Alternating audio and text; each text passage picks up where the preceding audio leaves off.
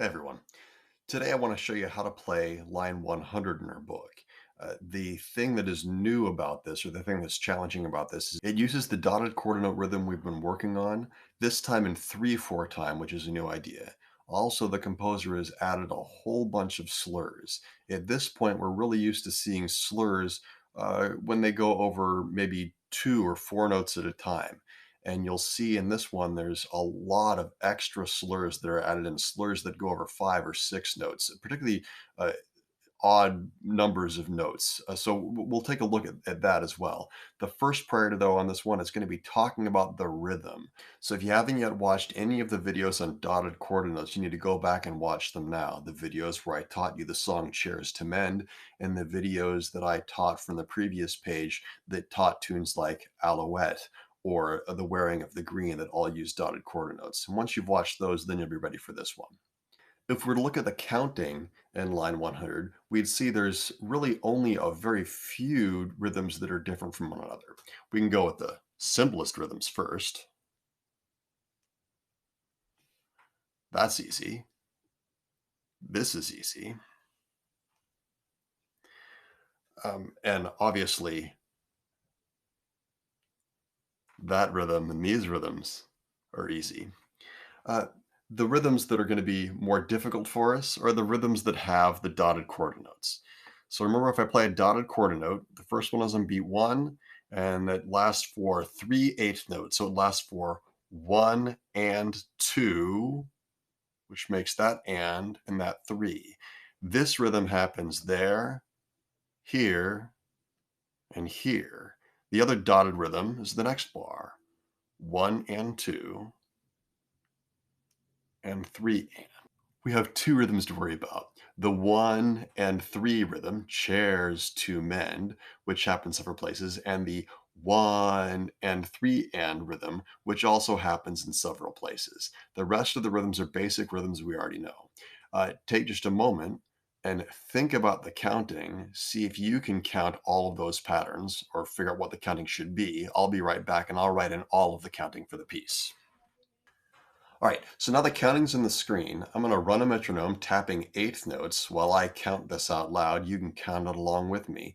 Make sure that you're feeling three eighth note pulses inside each of those dotted quarter notes. Here I go.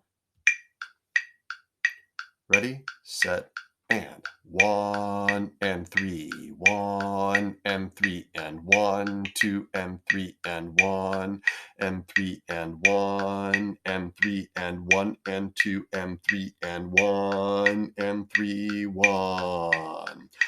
One, three, one, two, three, one, two, and three, and one, and three, and one, and three, and one, and two, and three, and one, and three, one. Now, if I played that rhythm on the instrument, it would sound like this.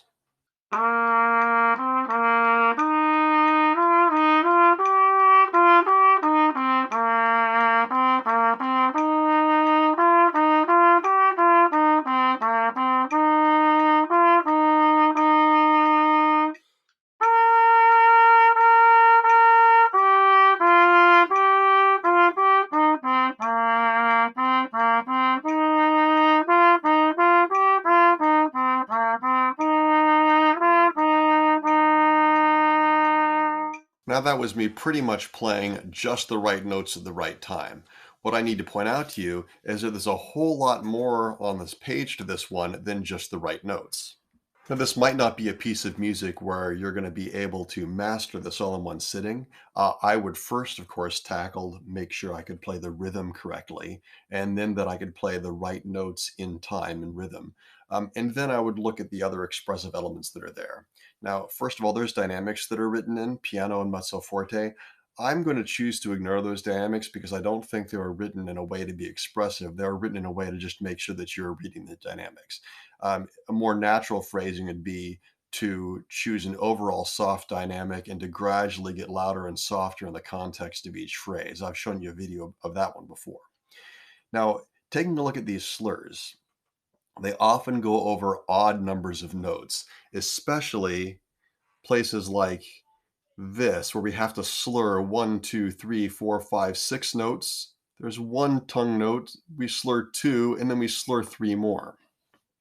What I would often do when I was taking trumpet lessons when I was younger, and I had a lot of slurs like this, I would deliberately mark in where I would have to tongue. Because remember, slurring doesn't mean to not use your tongue.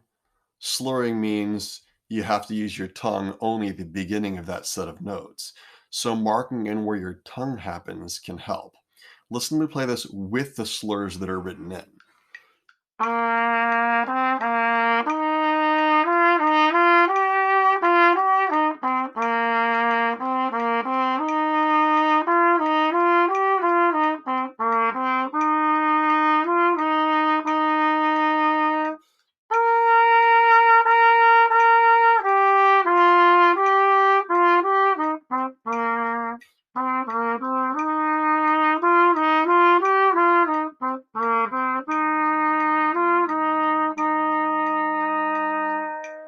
So you might not get this all at once. You might need to slow it down. You might need to play it in chunks. You might even need to super underspeed practice where you play just each note to make sure that you have the fingerings right before you start putting it all together.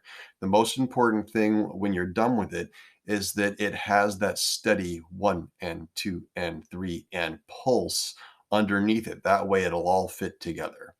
Um, this will take some practice on your own. You can always come back and you can watch this so you can play it with me. You can also use smart music where you can play it along with the accompaniment that they have there. That's it for today, guys. Thanks for stopping by.